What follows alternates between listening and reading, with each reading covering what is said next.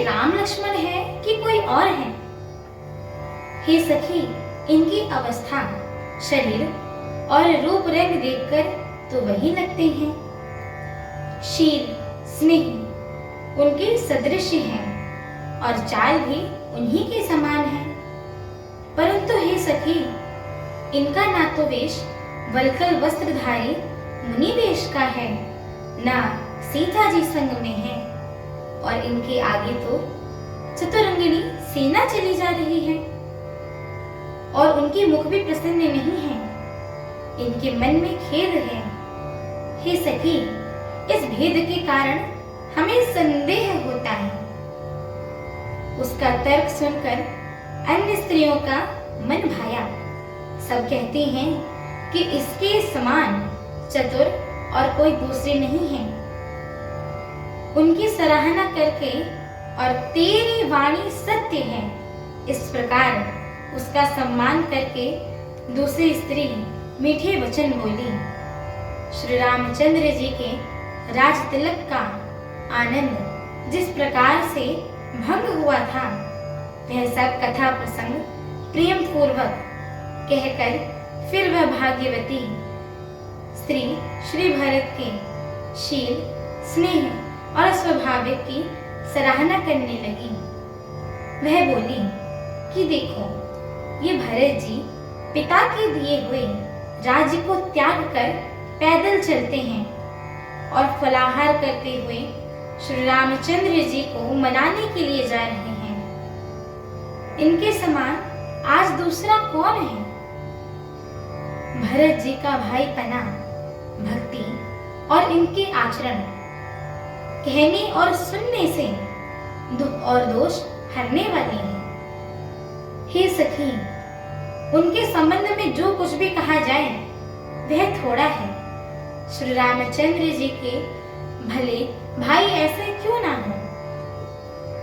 छोटे भाई शत्रुघ्न सहित भरत जी को देखकर हम सब भी आज बड़भागिनी हुई हैं। इस प्रकार भरत जी के गुण सुनकर और उनकी दशा देखकर स्त्रियां पछताती हैं और कहती हैं कि यह पुत्र कैकेयी जैसी माता के योग्य नहीं था। कोई कहती है कि इसमें रानी का भी दोष नहीं है। यह सब तो विधाता की ही चाल है जो हमारे अनुकूल है। कहा तो हम लोक और वेद दोनों मर्यादा से हीन, कुल और करतूत दोनों से मलिन तुच्छ स्त्रियां, जो बुरे देश, जंगली प्रांत और बुरे गांव में बसती हैं और स्त्रियों में भी नीच स्त्रियां हैं। और कहा यह महान पुण्यों के परिणाम स्वरूप इनका दर्शन। ऐसा ही आनंद और आश्चर्य गांव-गांव में हो रहा है। मानिए मरुभूमि में कल्प वृक्ष उग गया हो। भरत जी का स्वरूप देखते ही रास्ते में रहने वाले लोगों के भाग्य खुल गए। मानिए दैव योग्य से सिंह द्वीप के बसने वाले तीर्थराज प्रयाग सुलभ हो गए हैं। हमारी आगे की श्री राम कथा को सुनने के लिए हमारे चैनल को लाइक, शेयर, सब्सक्राइब एवं कमेंट अवश्य करिएगा।